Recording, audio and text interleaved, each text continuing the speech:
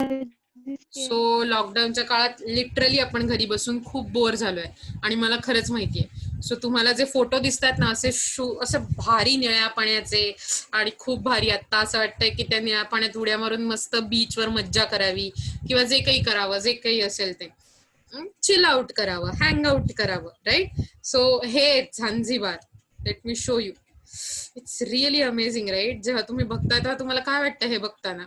मला जेव्हापासून हे पिक्चर बघितलंय मला असं होतंय I should go there, I should visit there, I should have more fun there, right. तुम्हाला दिसतात मी चेंज करते त्या इमेजेस आणि मला ऍक्च्युली असं वाटतंय की इथल्या बीच मध्ये गेलंच पाहिजे. That's my place, it's calling me. Are you crazy about travelling? तुम्हाला मजा येते का ट्रॅव्हल करताना? तुम्हाला आवडतं का ट्रॅव्हल करायला? हो. सी, मला असं वाटतं खूप कमी लोक असतील जगातले की ज्यांना ट्रॅव्हल करायला आवडत नाही, राईट. होपफुली मी राईट असेल. Just a minute, okay. So हे जे झांझिबार आहे, थँक्यू कीर्ती, मला तिने खूप छान कॉम्प्लिमेंट दिली, सो तिने माझा दिवस बनवला असं म्हणूया. Thank you so much. सो असा विचार करा, हे जे झांझिबार आहे इज अ परहॅप्स म्हणजे may be garden of Eden. Eden म्हणजे स्वर्गातलं गार्डन असं म्हटलं जातं त्याला, okay. So this is the land and his land is virgin with plenty of naturally growing fruit trees and beautiful climate of agriculture. म्हणजे नुसतं पर्यटनासाठी नाही तर ऍग्रिकल्चर साठी पण हे खूप खूप खूप फेमस असलेलं जागा आहे. And this is a very beautiful place, right. Let's see की इकडे काय झालंय ते. या मग जर हे एवढं सुंदर भारी आपल्या सगळ्यांना कॉल करणार आत्ताच्या काळात गार्डन आहे, तर मग आत्ता त्याला असं का म्हटलं गेलंय, paradox of poverty amidst potential plenty. बापरे, खूप पी आलेत की नाही. म्हणजे इकॉनॉमिस्ट लोक एवढ्या सगळ्या सुंदर सुंदर जागांमध्ये सुद्धा इकॉनॉमिक्स शोधत असतात. सो असा विचार करा, त्यांचं असं म्हणणं आहे पॉवर्टी अमिड्स पोटेन्शियल प्लेंटी, याचा अर्थ असतो खूप सारं असताना, रिसोर्सेस भरपूर आहेत, समुद्र आहे, ऍग्रिकल्चरल ग्रोथ आहे, भरपूर पैसे आहेत आणि एवढं सगळं असताना सुद्धा या झंझिबारमध्ये खूप मोठ्या प्रमाणावर पॉवर्टी पसरायला लागली आहे. इथे जे खूप हे ऍक्च्युली या झंझिबारमध्ये खूप जास्त प्रमाणावर राईस म्हणजे आपला भात, राईट. सो भाताचं पीक घेतलं जायचं आणि इट वॉज लाईक भाताचं कोठार असल्यासारखं. म्हणजे थोडक्यात त्यांच्याकडे खूप जास्त भात पिकायचं, राईट. पण आताच्या काळात तो भात पिकत नाहीये. तुम्हाला माहितीये लॉकडाऊनमुळे सगळंच पर्यटन पण बंद झालंय. सो एवढं सगळं आजूबाजूला भारी आहे, भारी नेचर, भारी नॅचरल रिसोर्सेस आहेत, पण तरी पॉवर्टीची सिच्युएशन आहे. That is called poverty amidst potential plenty. He situation आजची आहे बरं का, मी तुम्हाला अगदी लेटेस्ट करंट न्यूज सांगतेय. आणि तसं असेल तर मग हे प्रिन्सिपल केन्सने 1930च्या काळात किंवा त्याच्याही आधी कदाचित सांगितलंय. डोंट यू फील की केन्सने जे प्रिन्सिपल सांगितलंय दॅट इज लाईक युनिव्हर्सल. तुम्हाला बघायचं इकडे काय झालंय ते. लेट्स सी इकडे काय झालंय. Just a minute, okay.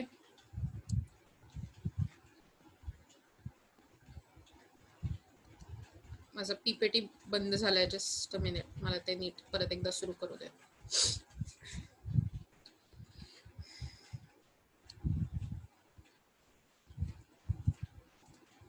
Yep, we are back on track.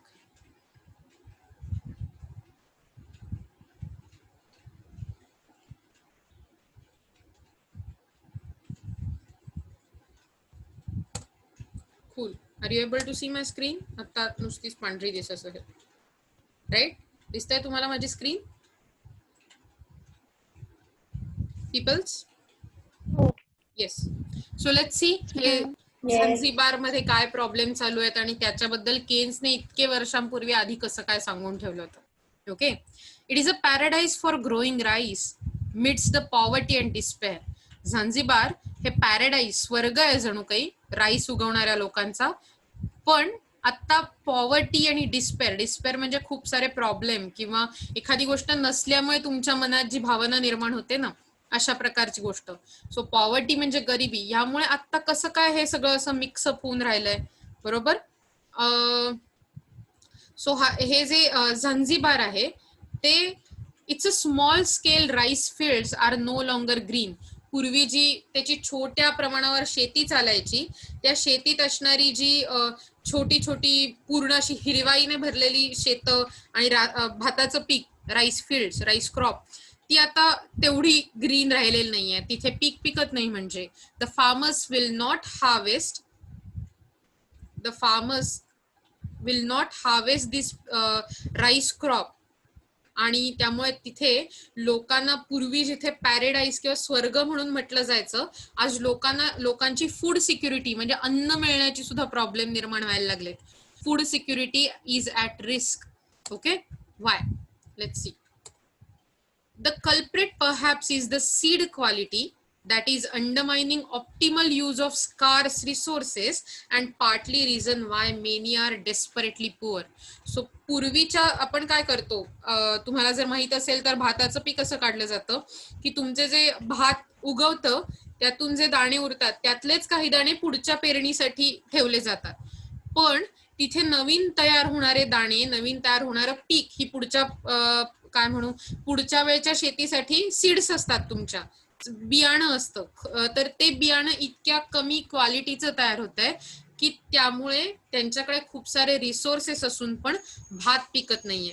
This problem cuts across Africa where we have plenty of resources yet we continue to be poor. हे आफ्रिकेतल्या एका माणसाचं म्हणणं आहे की अक्रॉस पूर्ण आफ्रिका, आणि टांझानिया हे आफ्रिकेतली कंट्री आहे. सो आफ्रिकेतल्या फक्त एकाच कंट्रीत नाही, एका झंझिबार मध्येच नाही, तर ओव्हरऑल सगळ्या आफ्रिकेमध्ये हाच प्रॉब्लेम आहे की तिथे इतके सारे नॅचरल रिसोर्स आहेत, पण तरीही तिथे हा प्रॉब्लेम येतोय की एवढे सारे नॅचरल रिसोर्सेस असतानाही लोकांना गरीब राहायला लागतंय. लोकांना रोजचं खाणं मिळत नाहीये. उद्याला त्यांचं पोट भरेल की नाही ह्याची आज त्यांना शाश्वती नसते. अतिशय गरिबी आहे, अतिशय गरिबी. चलनाला बिलकुल व्हॅल्यू नाहीये, असे प्रॉब्लेम निर्माण झालेत. How can there be so much poverty with no much knowledge around. म्हणजे इतकं चांगलं आहे, पर्यटन व्यवसाय आहे, इतकी चांगली सिनारिओ आहे. Africa is one of the most beautiful continent in the world. So असं जर असताना, एवढं सगळं असताना काय इथे पॉवर्टी आहे? इन द डेव्हलप्ड कंट्रीज, म्हणजे ज्या कंट्री डेव्हलप झालेल्या असतात, less than 5% of populations are farmers, yet they feed everybody. फक्त 5% किंवा त्याच्यापेक्षाही कमी लोक developed countries like America, Sweden, European खूप कंट्रीज आहेत. सो ह्या सगळ्या कंट्रीजमध्ये काय असतं, खूप कमी लोक फार्मर असतात, पण त्यांच्याकडे नवीन टेक्निक असतं, त्यांच्याकडे नवीन खतं असतात, त्यांच्याकडे नवीन नवीन सोल्युशन्स असतात, आणि त्यामुळे खूप कमी फार्मर पण अख्ख्या देशाला, कदाचित देशाबाहेरच्या लोकांना पण त्यांचं फूड, त्यांच्याकडची निर्माण होणारी पिकं पुरवत असतात. They feed everybody and still have a surplus to export. आणि सगळ्यांना देऊन सुद्धा एक्सपोर्ट करायला बाहेरच्या कंट्रीत त्यांच्याकडे उरतं. This compares unfavourably with Africa where 80% claim to be farmers but only feed a fraction of population. हे जेव्हा आफ्रिकेशी कम्पेअर केलं जातं तर आफ्रिकेत 80% लोक फार्मर आहेत, आणि ते तरीही त्यातल्या काही टक्के लोकांना, पूर्ण जगाला तर सोडून द्या, त्यांच्या गावातल्या म्हणा, त्यांच्या राज्यातल्या, देशातल्या सुद्धा खूप थोड्या लोकांना फीड करू शकतात. बाकी सगळं पीक त्यांना इम्पोर्ट करायला लागतं, बाहेरच्या देशातून आणायला लागतं. असा विचार करा, भारतात सुद्धा 60 ते 65% वरती लोक शेतीमध्ये इन्व्हॉल्ड आहेत, आणि तरीही आपल्याला बाहेरच्या देशांमधून इम्पोर्ट करायला लागतं. आपली पॉप्युलेशन एवढी मोठी आहे की आपल्याला इम्पोर्ट करायला लागतं. भारतात सुद्धा खूप नॅचरल संपत्ती आहे, बरोबर ना, नैसर्गिक साधन संपत्ती खूप आहे, तरी सुद्धा हे करायला लागतं. आणि that's why in developing countries हा खूप मोठा प्रॉब्लेम असतो की तुम्हीची खूप लोक काम करत असतात त्या सेक्टरमध्ये, पण त्याचं आउटपुट नसतं. आणि ह्यालाच आपण म्हणू शकतो की तुमच्याकडे सगळं आहे, म्हणजे पोटेन्शियल प्लेंटी आहे, पोटेन्शियल लेबर आहे तुमच्याकडे जे काम करू शकतं, पोटेन्शियल नॅचरल सोर्स आहेत, पोटेन्शियल लँड आहे, पोटेन्शियल कॅपिटल आहे, लोक कॅपिटल द्यायला तयार आहेत, पण तरी इथल्या लोकांकडे आयदर वे एज्युकेशन नाहीये, इथल्या लोकांकडे आयदर वे प्रॉब्लेम्स आहेत, पॉवर्टी आहेत, अनएम्प्लॉयमेंट आहे, आणि हे सगळं असल्यामुळे पोटेन्शियल प्लेंटी असताना सुद्धा लोक पॉवर्टी मध्ये आहेत, आणि ह्यालाच म्हणतात paradox of potential plenty, paradox of poverty amidst potential plenty. तुमच्या लक्षात येत आहे मी काय म्हणते ते? थोडंसं पुढे बघूया. हे एक्झाम्पल मी तुम्हाला का दिलं ते ऑलरेडी मी तुम्हाला सांगितलंय, कारण मला तुम्हाला हे एक्सप्लेन करायचं होतं की केन्सने या पॅराडॉक्स बद्दल आपल्याला तेव्हाच सांगून ठेवलंय. Keynes said below minimum levels of health, housing, food and education, एका सर्टन लेव्हलच्या पेक्षा कमी असणारी हेल्थ, हाऊसिंग म्हणजे घरांची व्यवस्था, फूड म्हणजे खाणं, आणि education in slums of cities, म्हणजे जेव्हा स्लम म्हणजे झोपडपट्टी, जेव्हा झोपडपट्टीमध्ये अशा प्रकारची कमी दिसून येते इन मायग्रेटरी लेबर कॅम्प्स, म्हणजे लोक मायग्रेट करत असतात आणि स्लम्स मध्ये राहत असतात. मायग्रेट करणं म्हणजे स्थलांतर करणं. सो एका ठिकाणाहून दुसऱ्या ठिकाणी मायग्रेट करून तिथे कॅम्प मध्ये राहत असतात. Then at that time economically depressed areas असं त्या एरियाजना म्हणावं लागतं. सो वो जो एरियाज रहते हैं वो इकोनॉमिकली डिप्रेस्ड कहा जाता है, क्योंकि वहां पर बेसिक चीजें नहीं होती. Okay, let's see the example of South Africa. The country has gold, diamonds, iron and other ore. Ore म्हणजे खनिज. ओके, सो साऊथ आफ्रिकेमध्ये काय खूप सारं गोल्ड म्हणजे सोनं आहे, डायमंड म्हणजे हिरे, आयर्न म्हणजे लोखंड, आणि असे अनेक खनिज आहेत. Technologically advanced and make our own petroleum. So south Africa he technologically advanced country आहे, आणि ते स्वतःचं पेट्रोल स्वतः बनवतात किंवा स्वतःचं पेट्रोल स्वतः प्रोड्यूस करतात. बिलीव्ह मी, पेट्रोलियम स्वतः बनवणं म्हणजे तुम्ही जस्ट लाईक तुमच्याकडे सगळं असणं जगातलं. आपण कितीतरी लोक गल्फ कंट्रीजवर अवलंबून आहोत पेट्रोल मिळवण्यासाठी. तसं आफ्रिकेत करायला लागत नाही. साऊथ आफ्रिकेत त्यांना ते स्वतः त्यांचं पेट्रोलियम सोर्सेस पण बनवतात. The money earned by lower income group does not go far when the price of food is escalating. पण अशा साऊथ आफ्रिकेत किंवा आफ्रिकन कंटिनेंट मध्ये बहुत क्या हो रहा है कि वहां पर बहुत सारे फूड शॉर्टेज है, फूड सिक्योरिटी का प्रॉब्लम है, बहुत पॉवर्टी है, क्योंकि वहां पर लोगों को बेसिक हेल्थ, फूड, हाउसिंग और एजुकेशन नहीं मिल रहा है. फूड प्राइस बढ़ रहा है. लोगों को जब मतलब खाने के पैसे बढ़ते हैं तो डिप्रेशन क्रिएट होने लगता है. सो जो भी लोग बना रहे हैं वो ऊपर जा ही नहीं पाता, क्योंकि वो सब वेस्ट हो जाता है आपका फूड कमाने के लिए, खाना कमाने के लिए. Okay, the rich gets richer and the poor gets poorer. आणि त्यामुळे काय होतं, श्रीमंत आणखीन श्रीमंत होत जातात, पुअर आणखीन पुअर होत जातात. ही गॅप वाढत जाते. Rich gets richer, poor gets poorer. In amidst of plenty the poverty is steadily growing. जेव्हा सगळं काही आहे, खनिज आहेत, गोल्ड आहे, पेट्रोलियम आहे, एव्हरीथिंग, लोक ह्याच्यावर अक्षरशः आनंद मानू शकतात इतर कंट्रीज असं असतानाही साऊथ आफ्रिकेत मात्र there is a steadily growing poverty amidst potential plenty. Okay, so Keynesian theory of employment and income provides a way out to the paradox of poverty in the midst of potential plenty. म्हणजे Keynes स्वतःच्या त्या थिअरीतून जी आपण आतापर्यंत शिकली त्यातून एक way out, ह्या परिस्थितीतून कसं बाहेर पडावं याच्यासाठी एक रस्ता सुचवतो. म्हणजे तो म्हणतो की तुम्ही पॉवर्टी कशी कमी कराल याच्यासाठी तो एक रस्ता सुचवायचा प्रयत्न करतो. Effective demand is determined by ADF, that is aggregate demand फंक्शनने ती डिटरमाइन होते, which is composed of consumption in investment expenditure. हे वाक्य मी आतापर्यंत हजारदा तरी सांगितलं असेल. The basic fact is when income rises consumption rises too, but in a lesser proportion. So जेव्हा तुमचं इन्कम वाढतं तेव्हा कन्झम्पशन पण वाढतं, पण कमी प्रमाणात वाढतं. So Y is not equal to C, income is not equal to consumption. This gap between Y and C is filled by investment expenditure. So जी income मध्ये gap आहे, income आणि consumption यांच्यात जी gap आहे ती गॅप आपण इन्व्हेस्टमेंटने भरून काढतो, इन्व्हेस्टमेंटच्या खर्चाने. If investment is not sufficient there will be lack of effective demand. जर इन्व्हेस्टमेंट सफिशियंट नसेल तर इफेक्टिव्ह डिमांड कमी असेल, आणि इफेक्टिव्ह डिमांड कमी असेल तर एम्प्लॉयमेंट कमी प्रमाणावर क्रिएट होईल, अनएम्प्लॉयमेंटचा प्रॉब्लेम वाढेल. So simply in poor countries gap between income and consumption is small. As MPC is hi. So जेव्हा पुअर कंट्रीज असतात तेव्हा त्यांच्यात इन्कम आणि कन्झम्पशन मधली गॅप कमी असते. त्यांची मार्जिनल प्रोपेन्सिटी टू कन्झ्युम ही खूप जास्त असते. थोडक्यात तुम्ही जे मिळवताय ते तुम्ही खर्च करता. कालचं उदाहरण आठवा, पगार 5,000 आहे तर त्यातला 4,000 रुपये खर्च होत आहेत रोजच्या जगण्यासाठी. बरोबर आहे. तसंच होतं जेव्हा गरीब देश असतात तेव्हा त्यांच्याकडे MPC हाय असते. So this gap can be filled with investment with few more resources. So इन्व्हेस्टमेंटची गॅप जी असते ना ती पण छोटीशी असते आणि ती कम्प्लिटली भरून जाते. बरोबर. बट इन रिचर कंट्रीज, श्रीमंत कंट्रीज मध्ये MPC लो असते. म्हणजे जसं तुम्ही रिच कंट्रीमध्ये जास्त इन्कम असतं लोकांचं आणि जेव्हा इन्कम जास्त असतं तेव्हा कन्झम्पशन वाढतं पण कमी प्रमाणात वाढतं. सो पुअर कंट्रीजमध्ये इन्कम एवढं, कन्झम्पशन एवढं, छोटीशी गॅप जी इन्व्हेस्टमेंटनी भरायला काढायला लागेल. तेच रिच कंट्रीमध्ये इन्कम एवढं आणि कन्झम्पशन एवढं असतं. सो त्यातली गॅप मोठी असते. ही गॅप भरून काढण्यासाठी तुम्हाला इंड्यूस करायला लागते नवीन इन्व्हेस्टमेंट. नवीन इन्व्हेस्टमेंट लागते जी मोठ्या प्रमाणावर लागते, पण तेवढी इन्व्हेस्टमेंट करायला कुणीही तयार नसतं. There cause the problem of inadequate demand. आणि जेव्हा अशी इन्व्हेस्टमेंट कमी तयार होते, बघा पुअर कंट्रीजमध्ये ऑलरेडी कमीच गॅप आहे, जो कमीच इन्व्हेस्टमेंट तयार झाली. आणि रिच कंट्रीजमध्ये खूप मोठ्या प्रमाणावर गॅप आहे पण ती भरणं कठीण आहे, त्यामुळे छोटी इन्व्हेस्टमेंट तयार होते. ओके. सो त्यामुळे काय होतं, कमी इन्व्हेस्टमेंट असली की इनएडिक्वेट डिमांड तयार होते. इफेक्टिव्ह डिमांड कम्प्लिटली तयार होत नाही इकॉनॉमीमध्ये आणि त्यामुळे अनएम्प्लॉयमेंटचा प्रॉब्लेम येतो आणि त्या अनएम्प्लॉयमेंटच्या प्रॉब्लेम मधून पॉवर्टीचा प्रॉब्लेम निर्माण होतो. दॅट्स वाय या कंट्रीजमध्ये MEC आणि MPC म्हणजे मार्जिनल एफिशियन्सी ऑफ कॅपिटल आणि मार्जिनल प्रोपेन्सिटी टू कन्झ्युम ही रिच कंट्रीमध्ये दोन्ही कमी असते.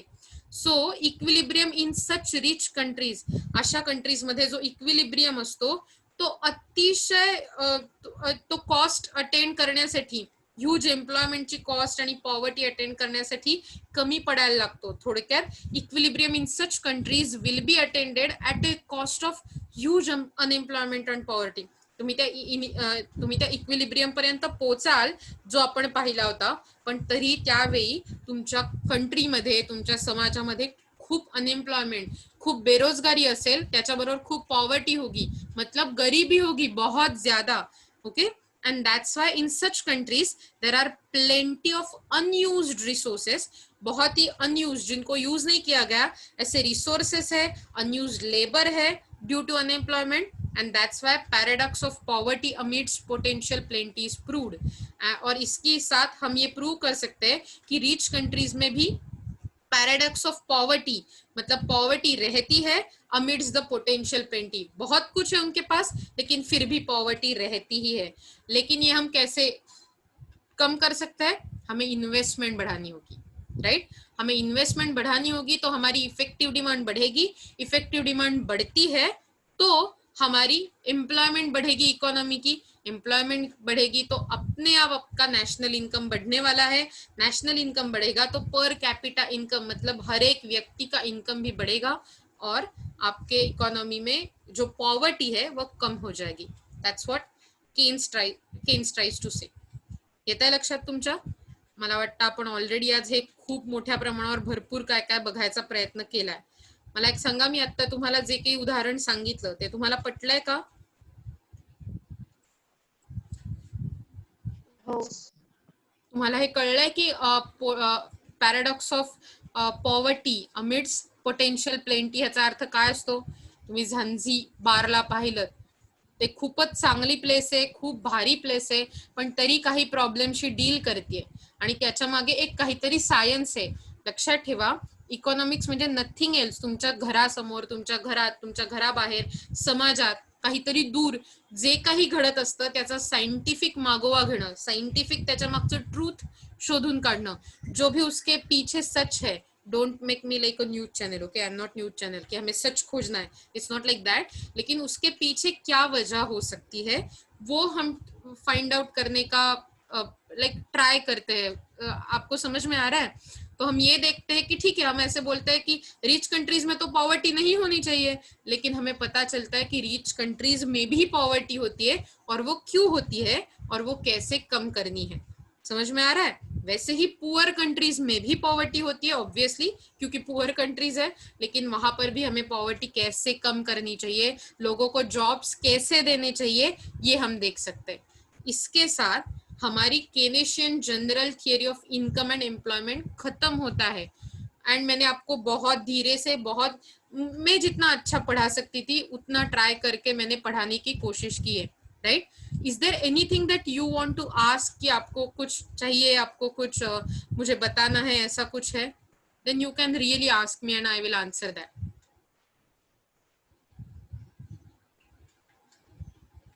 इज देयर एनीथिंग, या फिर आपको ऐसे भी मतलब लगता है कि आपको बहुत ज्यादा समझ में आ रहा है? बर, मला सांगा, आपण गप्पा मारूया. तुम्ही इकॉनॉमिक्स शिकताय, तुम्हाला काय वाटतं हे शिकताना? कठीण वाटतंय, सोपं वाटतंय? जरा पटकन तोंड उघडा बरं, तुमची गरज आहे खरंच तोंड उघडण्याची, कारण मला कळलं पाहिजे मी जे शिकवते ते तुम्हाला कळतंय की नाही. कारण आपण हे ऑनलाईन क्लासेस घेतोय की नाही, आणि ऑनलाईन क्लासेसमध्ये मला तुम्ही दिसत नाही, तुमचे एक्सप्रेशन दिसत नाही. सो इज देयर एनिथिंग, मी तुमच्या चॅट बॉक्सवर अटेंडन्स शीट टाकली आहे पुढच्या अटेंडन्ससाठी, बट लेट मी नो की तुम्हाला काय प्रॉब्लेम आहे, समजतंय नाही समजतंय? समजतंय. ओके, तुम्ही हे पेपरात लिहू शकाल? तुम्ही तुमच्या नोट्स म्हणजे नोटबुक सुरू केलेत लिहायला, जी तुम्हाला मी असाइनमेंट म्हणून टाकते नेहमी क्लासरूम वरती? तुम्ही हो, मला स्टार्ट केलंय राहिलंय लिहायला. व्हेरी गुड, तुम्हाला ते करायला हवंय, कारण आता बहुतेक आपली भेट डायरेक्ट एक्झामच्या वेळीच होणार आहे. तुमच्या लक्षात येतंय, राईट? आणि ती पण आपल्याला माहित नाही कसं होणार आहे. म्हणजे मी मॅडम, कधीपासून कॉलेज सुरू होतंय, काही आयडिया आहे का? रिअली नो आयडिया, कुणालाच आयडिया नाहीये, बिलीव्ह मी, कुणालाच नाही. तुम्ही कोणत्याही मॅडमना विचारा, कोणीही तुम्हाला डेट सांगू नाही शकणार, कारण आता कुणालाच आयडिया नाहीये याची. तुम्ही बघताय पॅन्डेमिक जोरात पसरतंय मॅडम, किंवा मग एक्झाम कसा घेणार? आपण बघूया. आपल्याला अजून काही कळलं नाहीये नीट, राईट, त्याच्याबद्दल की कसं काय होऊ शकतं.